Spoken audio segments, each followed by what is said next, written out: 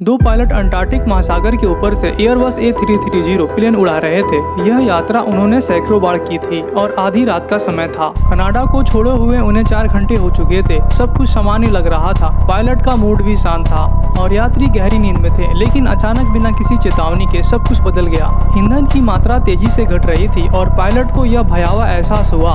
उनके पास अब पर्याप्त ईंधन नहीं था। एक घबराहट भरी चुप्पी ने केबिन को घेर लिया और संकट की घंटियां बजने लगी। कल्पना कीजिए कि आप एक पायलट हैं और आपकी फ्लाइट अंटार्कटिक महासागर के ऊपर है। अचानक दोनों इंजन काम करना बंद कर देते हैं और चारों ओर सिर्फ अंधेरा फैला हुआ है और आपके पास से सबसे करीबी एयरपोर्ट 120 किलोमीटर से ज्यादा दूर है। आपके सामने यह भयावह चुनौती है कि कैसे आप 306 लोगों की जान बचाएंगे। यह केवल हवाई दुर्घटना की कहानी नहीं है, बल्कि यह मानव मनोविज्ञान प्रक्रिया की विफलता और पायलट की कुशलता की परीक्षा है। यह कहानी एयर ट्रांजिट फ्लाइट 236 की है। 23 अगस्त 2001 का दिन है और आप टोरंटो कनाडा से उड़ान भर चुके हैं।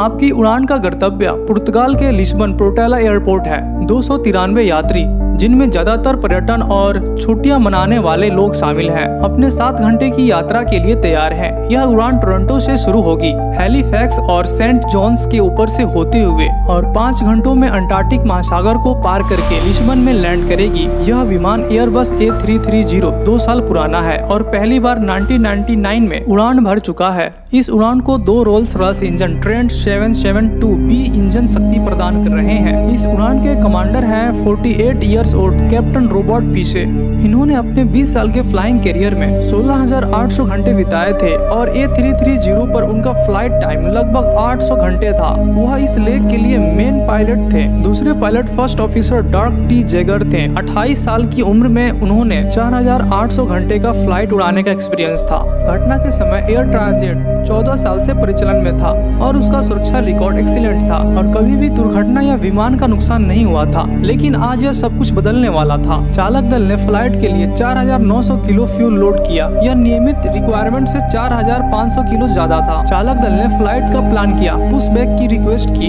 रनवे पर टैक्सी करके लोकल टाइम 9 बजे टोरंटो से स्टर्नन A330 पूरी तरह से कंप्यूटराइज था। स्टैंडर्ड प्रोसीजर के अनुसार क्रू को पॉइंट पर अपनी दिशा दूरी, जहाज में बचे ईंधन को मैनुअल रूप से कैलकुलेशन करने की जरूरत थी। क्रू ने यह चेक 50 डिग्री पश्चिम और 40 डिग्री पश्चिम में पूरे किए। 4:57 पे UTC पर उड़ान भरने की लगभग 4 घंटे बाद विमान 30 डिग्री पश्चिम को पार कर रहा था। 6 मिनट बाद UTC पर क्रू को स्क्रीन पर एक असामान्य चेतावनी मिली। कैप्टन, इंजन 2 में कुछ गड़बड़ है। मैं कम तेल मात्रा, उच्च तेल दबाव और कम तेल तापमान देख रहा हूँ। तेल का तापमान आमतौर पर केवल बढ़ता है, नीचे नहीं जाता। कम तापमान तेल रीडिंग का आमतौर पर मतलब होता है कि उनका सेंसर खराब हो गया है। जब ऐसा होता है तो यह आमतौर पर दर्शाता है कि तेल ईंधन से कंटेमिनेटेड है। लेकिन A330 मैनुअल में यह एक्सप्लेन नहीं था। यह सही नहीं है। हमें सहायता टीम से संपर्क करना चाहिए। मेरा व्हील केंद्र टेंसेंट 236। हमारा एक समस्या है। हमारे पास ईंधन 2 के लिए तेल तापमान चेतावनी है। मैनुअल में कोई जानकारी नहीं है। क्या आप हेल्प कर सकते हैं? लेकिन मेंटेनेंस क्रू भी मूल कारण का पता नहीं लगा पाए।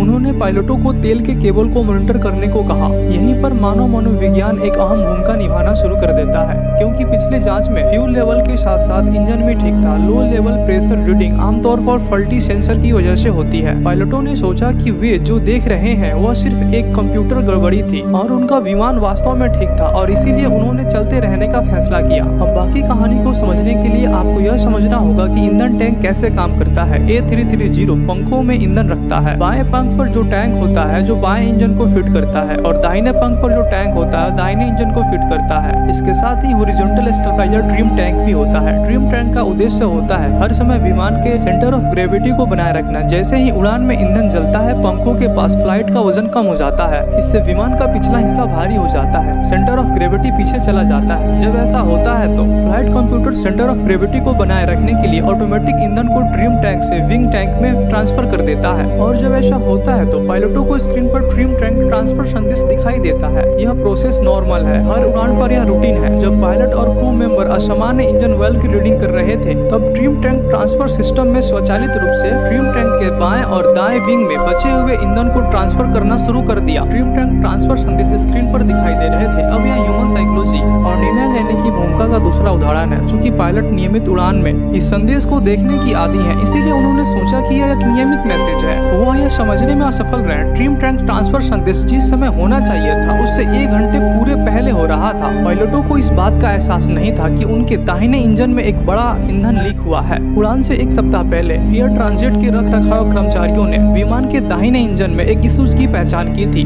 इसीलिए इसे एक अलग इंजन से बदलने का फैसला किया। रोल्स रॉयस ने उन्हें एक स्पेयर इंजन उधार दिया। हालांकि उधार लिया गया इंजन विमान की आवश्यकता की तुलना में पुराने स्टाइल में था। वेरिएंट में अंतर के कारण ईंधन ट्यूब और हाइड्रोलिक ट्यूब ठीक से फिट नहीं हो पाया, लेकिन वहाँ पे काम कर रहे कर्मचारियों ने इस ट्यूबों को फोर्सफुली तरीके से फिट करा। उसके बाद इस इंजन को लगा दिया गया। 1 सप्ताह बाद जब विमान के 48 घंटे हो चुके थे, विमान उस समय अंटार्कटिक को पार कर रहा था। उसी समय इंजन पंप फट गया और 30 मिनट से ईंधन लीक हो रहा था। ईंधन लीक जारी था, पर सेंटर ऑफ ग्रेविटी को बनाए रखने के लिए ड्रीम टैंक स्वचालित रूप से प्लेन में मौजूद विंग टैंक को भर रहा था। इसीलिए पायलटों को फ्यूल लीक के बारे में पता नहीं चला। ईंधन की मात्रा की जांच अगले मैनुअल चेक 20 डिग्री पश्चिम में होती, जो अभी 20 मिनट दूर थी। लीक होने के कारण दाएं टैंक का ईंधन बाएं टैंक की तुलना में तेजी से कम हो रहा था, लेकिन अंतिम ड्रीम टैंक ट्रांसफर हुआ, जो ड्रीम टैंक ने सारा ईंधन दाएं टैंक में ट्रांसफर कर दिया। इसके बाद टॉप अप करने के लिए और ईंधन नहीं था। 5:33 हो चुके थे। यूटीसी पर ई कैम स्क्रीन पर ईंधन असंतुलन संदेश आया।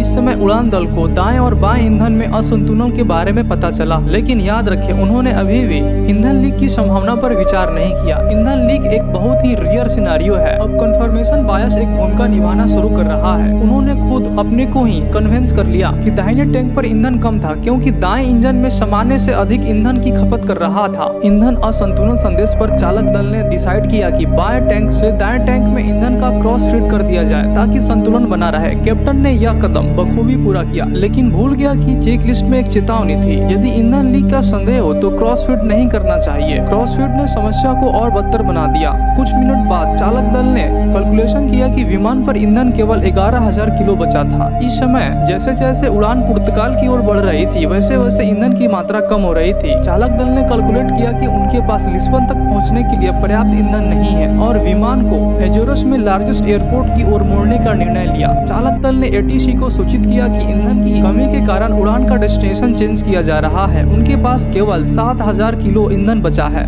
कैप्टन ने मुख्य कैबिन क्रू से ईंधन लीक के सबूत के लिए इंजन और पंखों के दृश्य जांच करने के लिए कहा। दिन के समय में ईंधन लीक स्पष्ट रूप से देखा जा सकता है, लेकिन आधी रात में उसकी पहचान करना लगभग नामुमकिन था। कैबिन क्रू पायलटों के पास लौटा और कहा पंखों पर कोई इंजन रिसाव नहीं है, कप्तान, यह संभवतः कंप्यूटर की त्रुटि है। उसके बाद यूटीसी पर पायलट बात करते हैं, लेकिन हमने लार्जेस्ट हवाई अड्डे की ओर रुख कर लिया है। कैप्टन ने कैबिन क्रू को लैंडिंग के लिए कैबिन तैयार करने के लिए कहा, लेकिन अंटार्कटिक महासागर में गिरने की संभावना थी। विमान का ईंधन तेजी से कम हो रहा था और अब विमान में ईंधन 4,800 किलो था, जो प्लान फ्यूल से 12,000 किलो कम था। और 10 मिनट बाद जब विमान ALF 390 पर था और इसके साथ लैंडिंग लोकेशन से 250 किलोमीटर दूर था, दाहिने इंजन ने अचानक काम करना बंद कर दिया। 2 मिनट बाद ईंधन और कम होकर 600 किलो रह गया। फर्स्ट ऑफिसर ने ATC के साथ मेडे डिक्लेयर कर दिया। पायलट ने ATC को कहा, हम आपातकाल की घोषणा कर रहे हैं। एयरबस A330 एक इंजन पर 180 मिनट तक उड़ान भर सकता है। एयर ट्रांजिट 236 के लिए पर्याप्त समय से अधिक है। जब तक कुछ गलत नहीं होता, चालक दल इस विमान को सुरक्षित उतार सकेंगे। लेकिन अब रनवे से 120 किलोमीटर दूर बाएं इंजन ने भी जवाब दे दिया। इंजनों की गड़गड़ाहट की आवाज की जगह अब भयानक सन्नाटे ने ले ली।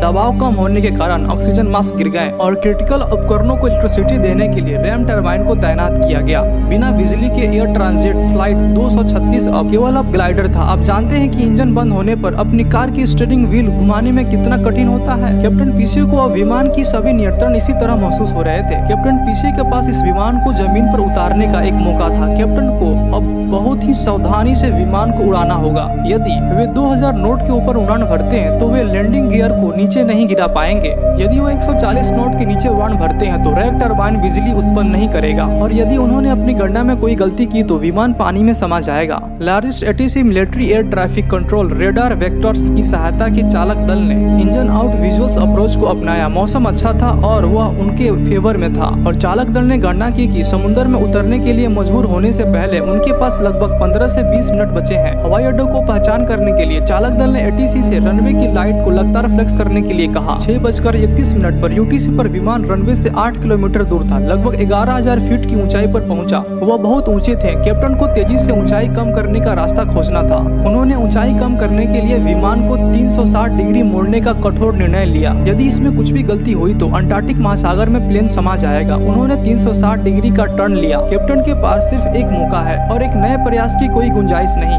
यही है उनकी आज तक की सबसे महत्वपूर्ण लैंडिंग। इसके ठीक पहले फर्स्ट ऑफिसर ने बेस प्रेस आदेश जारी किया। 665 पर विमान 200 नॉट्स पर रनवे 33 की दहलीज को पार कर गया। उन्होंने इतने तेजी से लैंडिंग करा, विमान जमीन से टकराया और फिर हवा में उछल गया। इसीलिए उन्होंने विमान को रनवे पर वापस ढकेलने के लिए स्टिक को नीचे दबाया, फिर मैक्सिमम ब्रेक लगाई। विमान रनवे के अंत में 200 फीट की दूरी पर रुक गया। लैंडिंग के बल के कारण लैंडिंग गियर फट गया और बाएं मुख्य पहियों के गियर के पास छोटी सी आग लग गई। घटना स्थल पर मौजूद आपातकालीन प्रतिक्रिया वाहनों ने तुरंत आग बुझा दी। कैप्टन ने आपातकालीन इवैक्यूएशन का आदेश दिया और इवैक्यूएशन के दौरान 14 यात्री और 2 क्रू मेंबर को मामूली चोटें आईं। अंतिम रिपोर्ट में पाया गया कि मूल कारण ट्रांजिट के रखरखाव कर्मचारियों द्वारा की गई गलती का नतीजा था। कर्मचारियों ने अपनी गलती स्वीकार की। दुर्घटना के लिए 2.5 लाख कैनेडियन डॉलर का जुर्माना लगाया गया, जो उस समय कनाडा के इतिहास में सबसे बड़ा जुर्माना था। कैप्टन पीछे को लगभग 120 किलोमीटर तक बिना इंजन के विमान को उड़ाने की असाधारण उपलब्धि के लिए 2002 में सुपीरियर एयरमैनशिप अवार्ड से सम्मानित किया गया। वीडियो का पड़ाव यहीं तक था। यदि वीडियो आपको पसंद आई हो तो लाइक शेयर सब्सक्राइब करना बिल्कुल ना भूलें। आपके एक सब्सक्राइब से हमें बहुत ही मोटिवेशन मिलती है, तो कृपया करके आप सब्सक्राइब करके अपना सपोर्ट जरूर दिखाएं। आशा है कि आप खुशमिजाज होंगे। मिलते हैं फिर किसी दूसरी वीडियो में।